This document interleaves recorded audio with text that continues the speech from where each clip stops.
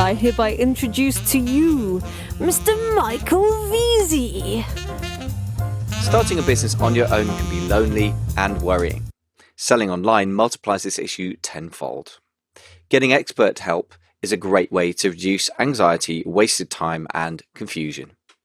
The Amazing FBA mentoring program is in its fourth year of helping sellers to get started on Amazon. By now, we have former clients who have, starting from scratch, done 6 figures and even in one case 7 figures a year. Obviously, these are not typical results. These are exceptional people. Nevertheless, we can help you get launched faster, safer, and with a much higher chance overall of success. With clients from Melbourne, Australia to Manchester, England, we bring a genuinely international perspective. To find out more, go to amazingfba.com/mentoring. Thanks for listening. Ladies and gentlemen, welcome back to Amazing FBA. This is your host, Michael Veazey, and today I'm talking with Hanson Wu, who's the co-founder and CEO of Feedback Whiz, which, as you might expect, is about helping Amazon sellers manage their feedback and indeed reviews or anything else through email automation and monitoring. And I think we were agreeing in our last episode that this is really important. We talked about the terms of service update. So if you didn't catch that, go to our previous episode, go to amazingfba.com. And you'll find that amongst the show notes there. But today we're going to talk about reviews and review monitoring at scale. So the first thing is we're going to start with the blindingly obvious, but I think sometimes the obvious to somebody who's experienced is maybe not so obvious to somebody who's new. So first thing, why do reviews even matter? Is this something we should even be stressing about, Hanson? Yeah, I mean, it's a very basic question, and it's very obvious. Like, reviews is basically your entire business on Amazon, because if you think about it, when you shop on Amazon, the two most important things is typing in the keyword and then finding the product on, usually the first page. These days, people will seldomly navigate to page 2. So you have very limited exposure on the keywords and what people search for. So if they try to find your product, you got to make sure you can rank your product on page 1.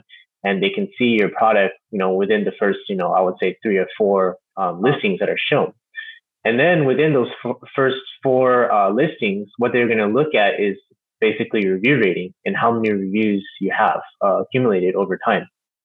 And this is how sellers shop. They look at the review rating and then they click into your listing. And if you have a lot of reviews, like, over 100, 1,000, if you have in the tens of thousands, then you have a huge advantage because, first of all, they're going to trust those ratings because of the sheer amount. And plus, if you have high ratings, anywhere from 4.5 stars, I would say 4.5 stars is probably the best rating you want to have. Having a 5 stars sometimes is not good either because it seems they might think that, they're fake reviews. So 4.5 star rating, with 100 to 1,000 reviews, then you're going to do really well on Amazon because people are just going to click on your, listing. They're probably not even going to bother reading the reviews or going through the product because they already know that, hey, this is social proof. Amazon has already shown me this is the best product I should buy, and they're just going to buy it. And price actually doesn't matter too much at that point. So this is why reviews are critical, and you got to make sure you have a lot of reviews. You got to make sure you have a lot of high 5-star reviews and, mixed with a few 3 stars. And of course, you're going to have some 1 stars, but you got to make sure that review rating is 4 stars or above. Okay, that makes total sense. And yeah, I think anyone experienced at Amazon, my experience was simply that if it dropped from 5-star average, interesting what you say about 5 versus 4.5 stars. I mean, yeah, it depends on how savvy the buyers are. I mean, my experience is that something drops from what looks like 5-star average when you don't mouse over it, so very superficially, to 4.5-star average, and it might be 4.4, 4.6. Then I found the conversion rate generally drops off a cliff, so about half. And if it goes from 4.5 to below 4, then it generally goes down to half again. So have you, do you monitor sort of things like the relationship between reviews and conversion rates with your clients, or is that's presumably outside of your remit as the email guys? Yeah, unfortunately, we don't have that kind of data. The only data we have is review rates, conversion. We don't have conversions because we can't see, the click-through rates on what people are converting to, and then we don't really know. We don't have the internal sales data of Amazon, so only Amazon can answer that question. But yeah, you're absolutely right.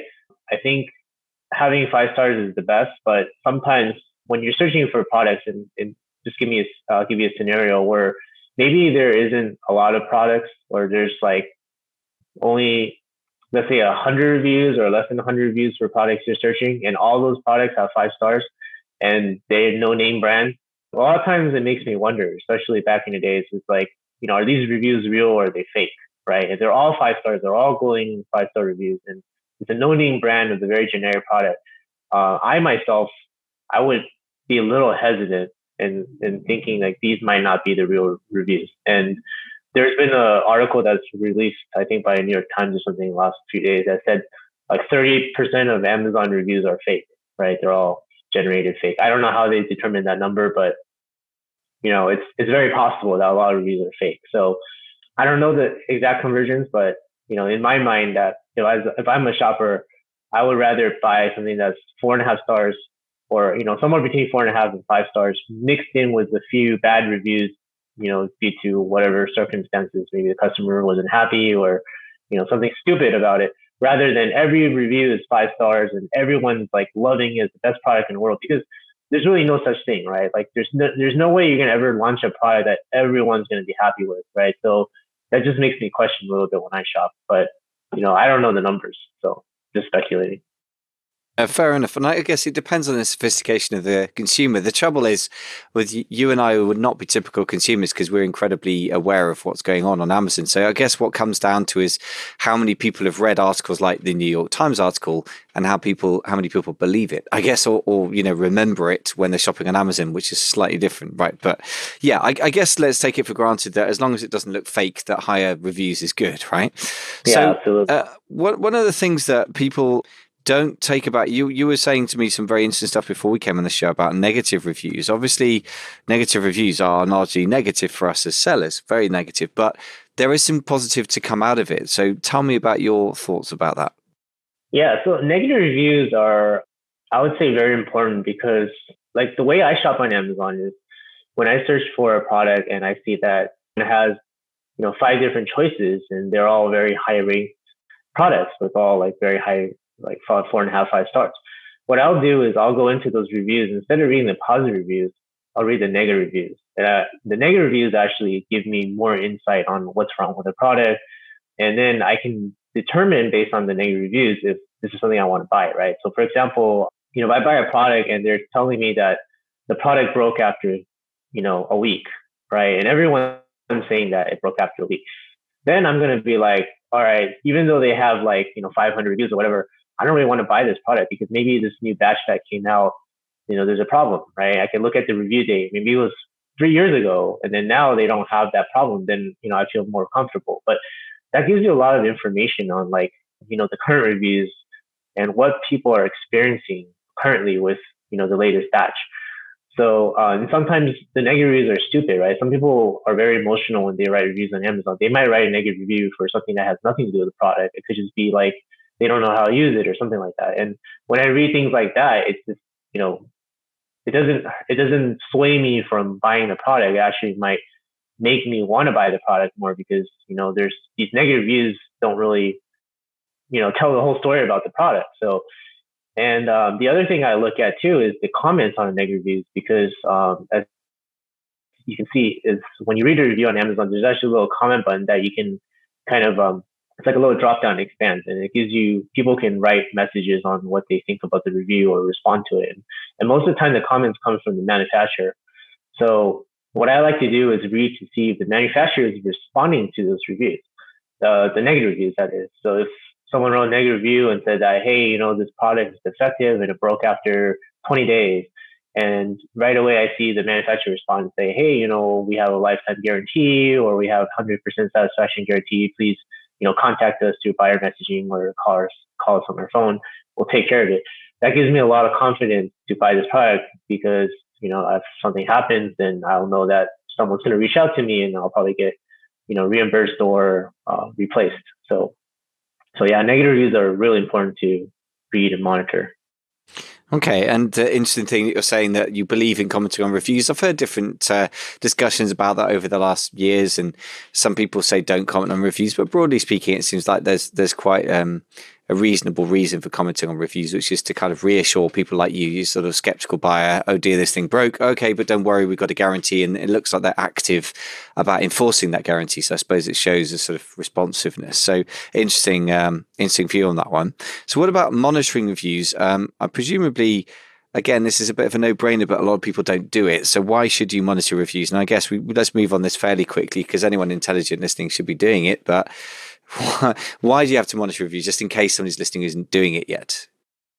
Well, the main reason you want to monitor reviews is because, not everyone's going to reach out to you. There's an issue with your product, right? So, when you monitor reviews and you read the negative reviews, especially you'll know what's wrong with your product. So if someone tells you that, hey, I'm missing, a portion of the product that I purchased, maybe your manufacturer messed up and forgot to package it or something, you'll be able to know that right away, right? Whereas if you don't monitor reviews and then everyone's writing it, suddenly your review score goes from 5 stars down to 3 stars over a period of, week and a half, then you don't have enough time to react, right? So if you can identify the problems to negative reviews, then you have time to react quicker. So you need to really read what your customers are writing about your products. And if, of course, you can monitor positive reviews too. Most of the time, positive reviews, already tell you what's good about your product when you know it. So there's not too much value. The value really is to making sure that when the negative reviews come in,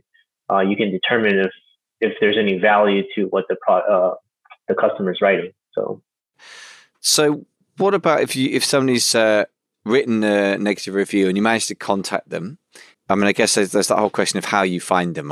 Every so often people come up with a solution to that and then Amazon shuts it down. So I've had friends of mine who even created a whole software around that. And then Amazon just basically wrote to them and said, shut this down now or we're going to shut your accounts down. So what's the latest state of play on actually tracking down customers who led less than negative reviews? How do you do that? Is it possible these days?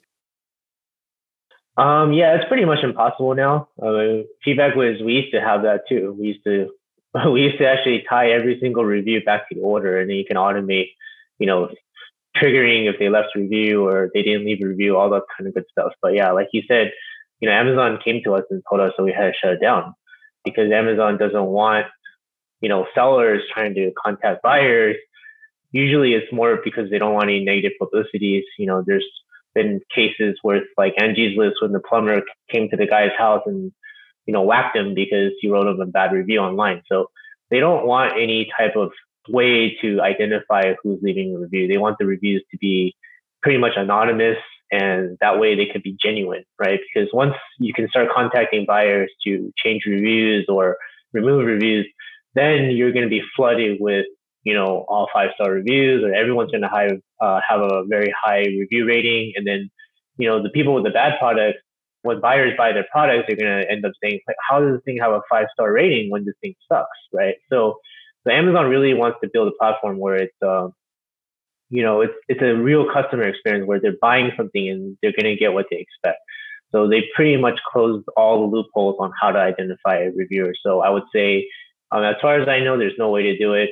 And I wouldn't bother trying to do it because, first of all, it's against terms of service to try to get someone to remove a review or revise it, especially if you're trying to contact them or find them. So, Amazon does enforce these kind of things now. So you want to try to avoid it. And there's not much of value to getting a person to remove a review. If you have a shitty product, then you need to fix your product and find a better product, right? Because you have a good product, overall, you're going to get good reviews, right? So the most important thing on selling Amazon is make sure you're selling a good product. If you're selling a good product, then you're going to eliminate all those negative reviews.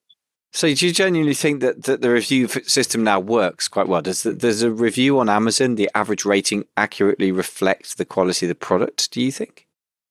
Honestly, I don't know that answer, but I know for sure in the last 2 years, Amazon has done a lot of things to crack down on negative reviews. Back in the days, you can pay someone to leave. There used to be review clubs. You can, share your products on Facebook. There used to be like, hundreds of Facebook groups you can give away product gifts for reviews. So they've implemented all these different types of algorithms and mechanisms to help eliminate those reviews from sticking. So anytime they detect, a high review rate coming in, they actually shut down your ability to get more reviews. So they actually review your ASIN to see if these reviews are legit or not. So they've enforced a lot of new things to help cut down on the negative reviews. Now, a lot of are not negative reviews, it's reviews in general. But there's not. I'm not saying the system's perfect because a lot of times sellers are getting hit for no reason, right? For example, I met this mom that was selling a book on Amazon, and she actually launched it on Amazon, but she's been selling it locally, and a lot of her friends and users love the book, and they all went on Amazon to review the book because they've actually read it, and these are genuine reviews. But what happened is because they didn't buy the book on Amazon, and all these reviews are unverified, Amazon actually shut down her ASIN listing because their algorithm doesn't know, right? So they detected this as a abnormal review amount and flagged it as fake review. So, I mean, these are some of the problems with, putting these kinds of enforcements. But at the same time, it does cut down on a lot of the fake reviews, especially, especially a lot of the new sellers coming in and trying to like just rank their product very high with a bunch of fake reviews and. Okay, so the lady with the book that was genuinely popular had a bit of a harsh experience. It sounds like if she'd got her friends to buy the book on Amazon, I guess that would have got around that problem straight away, right? The fact is they'd read it genuinely, but they hadn't bought it on Amazon. And in a sense, I'm not here to back up Amazon being nasty to people unnecessarily, but you can kind of get it that really Amazon is in the interests of Amazon. And if people aren't buying a book on Amazon, I guess they want their customers to have a good experience, but they probably even more prefer them to have a good experience than having bought on Amazon because it gives Amazon money, right? I guess in the end, if you give Amazon money and you give the customer a good experience as well, then they kind of did one, but not the other, right? I guess in that case, if you do both, you're on fairly safe ground again. Would you agree with that statement, or is that just naive? Yeah, I mean, Amazon is all about the customer, right? They want customer to have a wonderful experience. Like when I shop on Amazon, it's awesome, right? Anything that happens, I don't get my package or I don't like it, whatever. Like, their customer service is like ridiculous, right? But as a seller, it's like completely opposite, right? Like you can't get any support, you get the wrong information, they don't give you the answers. It's a nightmare. So it's a total 180 between the seller and the buying experience. So 100% Amazon caters towards buyers, and whatever they can do to make the buyer experience more pleasurable. That's how they run their business. So that's why they have to enforce the fake reviews, because if everyone's buying products that have 5-star ratings and then they end up getting products that are junk, people are gonna just say, hey, I don't want to shop on Amazon anymore because these are all just fake products, right? So these are the reasons why they're doing it. So as a seller, you have to realize that, it's really, they're just trying to create a good experience for the buyers. So you need to do whatever you can, in the legitimate way to get your products up there. But at the same time, if you're not selling good products, you're not going to survive in the long term. You're just wasting your time and your money. So if you're going to sell on Amazon, you got to find the best product, and you got to make sure that this is something that people are going to purchase and enjoy. Otherwise, you're not going to be able to last.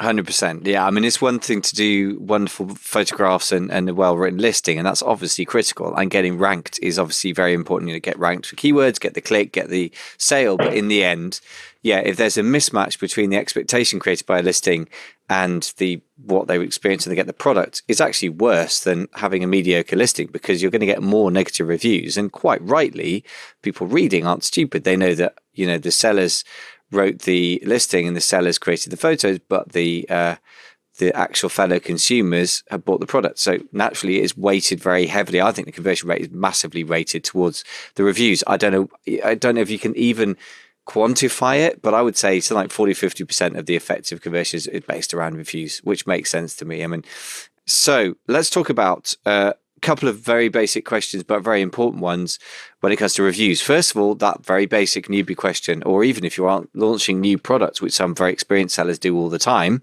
which is, how do I get the first reviews? First 5, shall we say?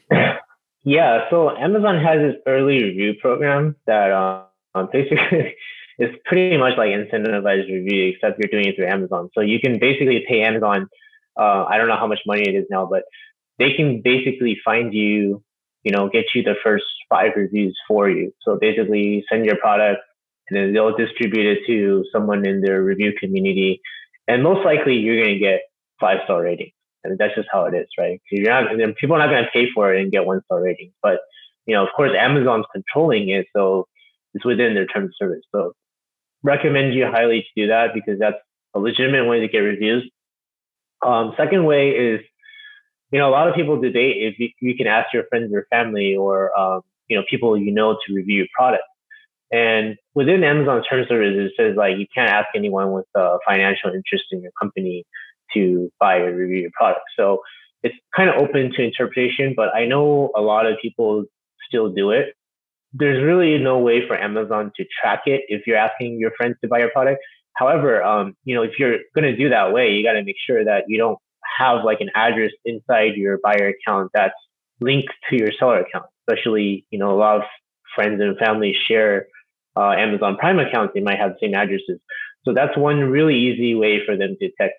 Or if you're using a computer at your friend's house or that you've logged in before in your Seller Central account, they do track IP addresses as well. So these are like mechanisms that they can track you and they can enforce. So if you are going to try to get some reviews from your friends, just make sure to ask them nicely, like, hey, can you just buy my product on Amazon and review it? Like, there's nothing Amazon can stop you and say that, hey, this is a fake review, right? Because if you're just asking someone to buy a product and review it, there's nothing wrong with that. So okay, in theory, I hear what you're saying. And in practice, obviously, a lot of the time they do get removed, in my experience, and that of my seller friends and colleagues and mentoring clients. I mean, what about your experience? Have you found that they get removed or do they tend to stick?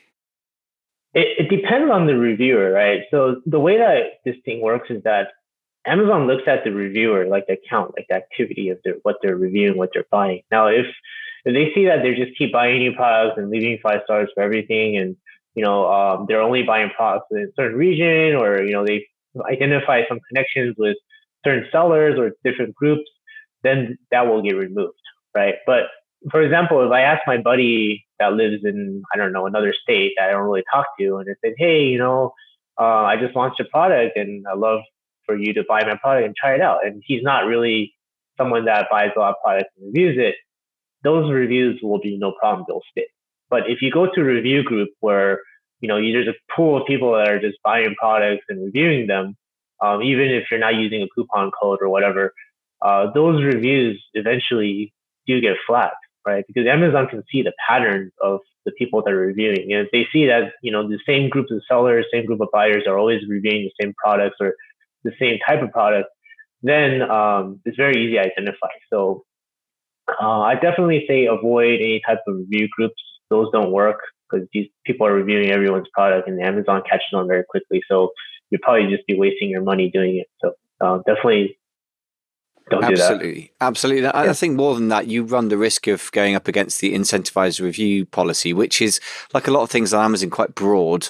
And I think you're really risking your account by doing that personally. I think also it's too easy. If you're going to do something that is grey hat, maybe it's not black hat, maybe it's not particularly white hat, I think you really have to be careful to follow the 11th commandment, as they say. Of the 10 commandments, the 11th one is don't get caught.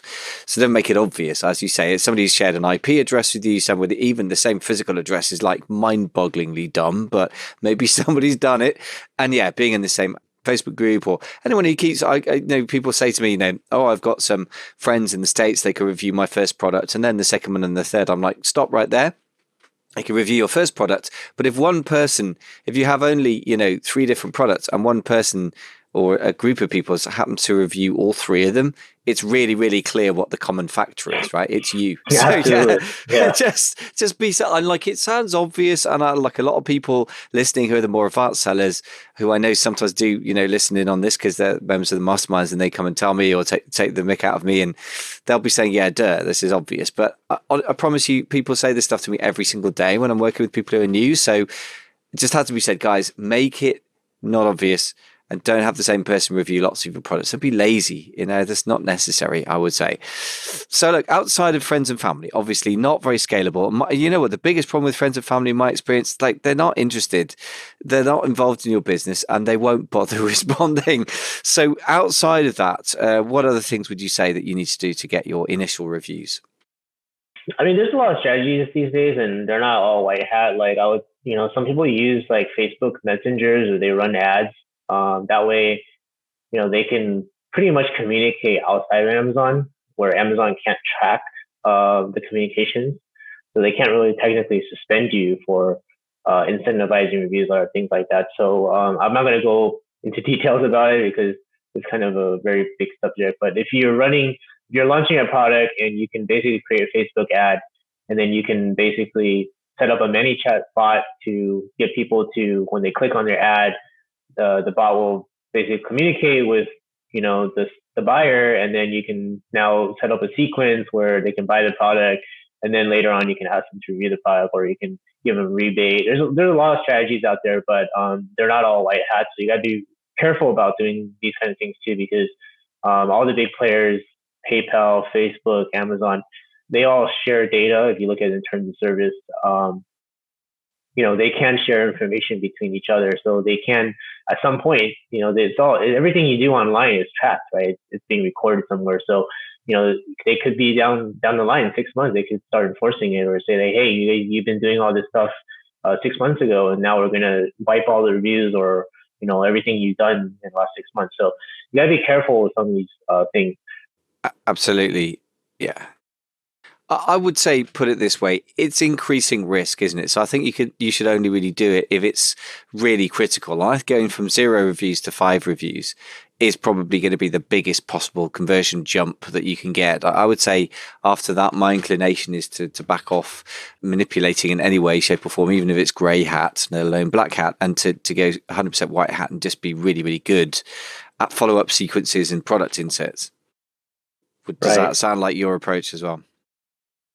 Yeah, I mean, the first reviews are hard, and as a new seller, or even an experienced seller, like you might be inclined to do some black hat or gray hat stuff, and like I said, as long as you don't get caught, it's really up to what kind of risk aversion you want to take, right? If you're desperate, and just starting selling Amazon, you might need to do those kind of things, right? But if you're like a 8-9 figure seller, then you don't want to risk your account doing that. There's no reason to do that, right? So 100%. And I know some people were doing, by say $500,000 a month a while ago, who did get a suspension, not because he was trying to be manipulative, but one of his VAs just did something slightly wrong, and it was suddenly 3 months suspension of $500,000 a month revenue, which is pretty painful. So especially when you built a bigger organization. So absolutely, it has to be proportionate, the risk reward in the end, isn't it? It's like, if you've got nothing to lose, you might as well push the boat out a little bit, as long as you're prepared for the consequences. But if you've got more to lose, absolutely, just keep it white hat. And I think that's really what I see as well amongst the bigger sellers, is they are really very careful about what they do, and keep it 100% within terms of service. So there you go. In the end, a personal choice. So thank you very much for summarizing about reviews. And the next one, we're going to talk about email follow-up and how we improve reviews, which of course your specialist ninja subject. So looking forward to that episode.